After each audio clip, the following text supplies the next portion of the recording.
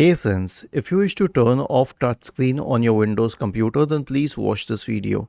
The reason is that there is no specific switch for it.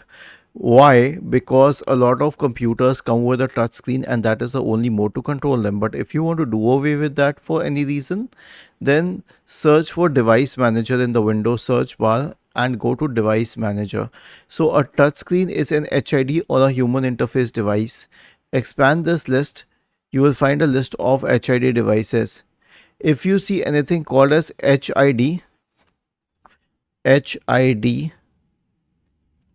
with touch screen, okay, then you can disable it. On how do we disable it? Just right click on that device and select disable device. So you can do it for any device which is mentioned as HID touchscreen.